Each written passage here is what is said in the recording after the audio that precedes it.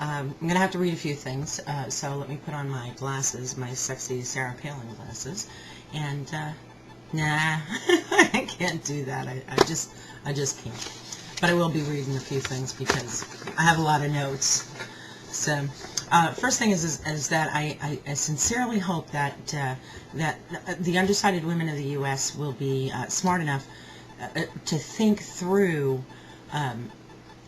what they really want in a president and a vice president, and not just make their vote based on, oh wow, there's a woman on the ticket. Okay, the women who were for Hillary, I just can't understand how they would then turn around and vote for McCain because they're mad at Obama for not picking Hillary for running mate. Hillary doesn't want to be running mate. She wants to be the big boss. But anyway, just, you know, that's just my word for you. Okay, I'm going to bring this up, even at risk of getting flamed by people who think I'm picking on her family. What I want to get to is that she just gave birth to a child who has Down syndrome, which for any normal person would make it very difficult to take care of their family and work full-time and take care of a special needs child. That's very difficult to do.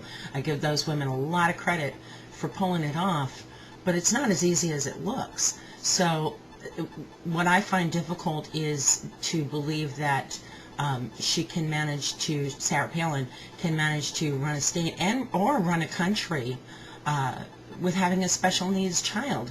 The only thing I can think of is that she's going to have so many nannies once she gets into the White House that she won't have to worry about taking care of him herself. If I'm not mistaken, a couple months ago, maybe like 6 months ago, she was talking to Glenn Beck at CNN and said that she was going to stick around in Alaska because she needed to take care of their well-being.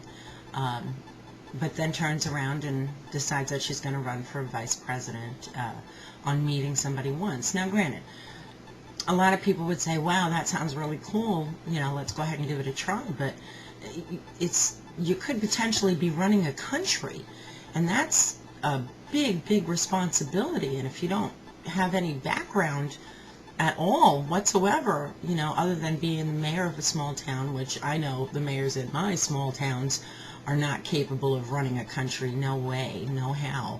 And then being governor of a state that has more moose than people, I just don't see how the qualifications fit.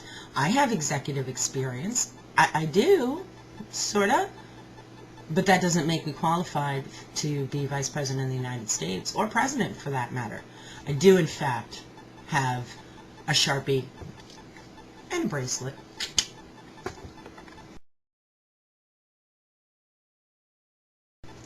Okay, let's talk about, real quick, about Sarah and her being against abortion under any circumstances whatsoever. Rape, incest, or choice. I find that rather funny, considering that her daughter, who recently became pregnant, had the choice to keep the baby or give it up for adoption or whatever. But now she wants to take away my choice. Now, granted, I haven't had any babies in a very long time and don't plan on having any more, but that doesn't mean I'm not worried about your right to do so if you want to or not to. That's your choice, and it should remain your choice. Seriously. If they get elected, you can guarantee they're going to put people in that Supreme Court that are going to overturn Roe versus Wade. Don't let them do it. Don't do it, because you will be sorry. The one time that, God forbid, you need to make that choice, you won't be allowed to. Sorry.